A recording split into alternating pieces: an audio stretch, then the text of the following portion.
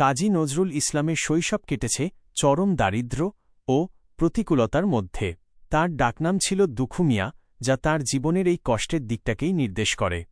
তাঁর শৈশবের কয়েকটি গুরুত্বপূর্ণ দিক নিচে তুলে ধরা হল। জন্ম ও পরিবার।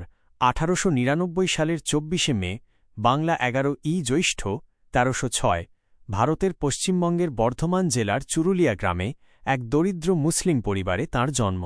তার বাবার নাম ছিল কাজী ফকির আহমেদ এবং মায়ের নাম জাহেদা খাতুন। পিতার মৃত্যু ও জীবিকা। মাত্র 9 বছর বয়সে তিনি বাবাকে হারান। পরিবারের ভরণপোষণের জন্য তিনি খুব অল্প বয়সেই বিভিন্ন কাজ করতে শুরু করেন।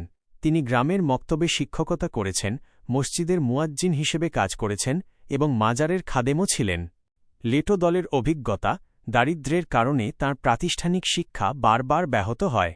তবে তাঁর চাচা কাজী বজলে করিমের প্রভাবে তিনি একটি লেটো লোকনাট্যের দলে যোগ দেন। এই দলে তিনি গান ও কবিতা রচনা করতেন। লেটো দলে কাজ করার সময় তিনি রামায়ণ ও মহাভারতের মতো হিন্দু পুরাণ সম্পর্কে জানতে পারেন, যা তাঁর পরবর্তী জীবনে লেখালেখিতে প্রভাব ফেলে। বিভিন্ন পেশা। কৈশোরে তিনি নানা ধরনের কাজ করেছেন, যেমন রুটির দোকানে কাজ করা, রেলওয়ের গার্ডের সহকারী হিসেবে কাজ করা ইত্যাদি।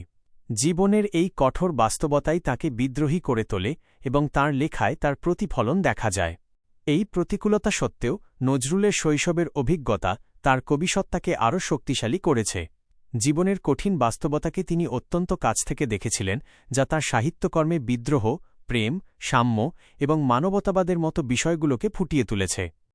কাজী নজরুল ইসলামের শৈশবের দুঃখ কষ্টের পর তাঁর যৌবনকাল ছিল এক প্রদীপ্ত অগ্নিশিখার মতো। এই সময়ই তিনি তাঁর বিদ্রোহী সত্তা ও সৃজনশীলতার পূর্ণ বিকাশ ঘটান। তাঁর যৌবনের প্রতিটি ধাপ ছিল সংগ্রাম, সৃষ্টি এবং বিদ্রোহের এক অনন্য প্রতিফলন। সৈনিক জীবন। 1917 সালে নজরুল স্কুল ছেড়ে ব্রিটিশ ভারতীয় সেনাবাহিনীতে যোগ দেন। এই সিদ্ধান্ত তাঁর জীবনের মোড় ঘুরিয়ে দেয়। তিনি 49 নম্বর বাঙালি পল্টনে যোগ দিয়ে করাচি সেনানিবাসে যান। সৈনিক হিসেবে কাজ করার পাশাপাশি তিনি বিভিন্ন সাহিত্যিকদের সংস্পর্শে আসেন এবং সাহিত্যচর্চা চালিয়ে যান। এই সময় তাঁর বহু গুরুত্বপূর্ণ লেখা বিভিন্ন পত্রিকায় প্রকাশিত হয়, যার মধ্যে রয়েছে প্রথম উপন্যাস বাঁধনহারা এবং প্রথম কবিতা মুক্তি। সৈনিক জীবনের অভিজ্ঞতা। মধ্যপ্রাচ্যের মুসলিম সংস্কৃতি এবং প্রথম বিশ্বযুদ্ধের ভয়াবহতা তাঁর সাহিত্যকে নতুন মাত্রা দেয়। সাংবাদিক ও বিপ্লবী জীবন। 1920 সালে সৈনিক জীবন ছেড়ে নজরুল কলকাতায় ফিরে আসেন। এ সময় তিনি মুজফ্ফর আহমেদের সঙ্গে নবযুগ পত্রিকা সম্পাদনা শুরু করেন। এই পত্রিকার মধ্য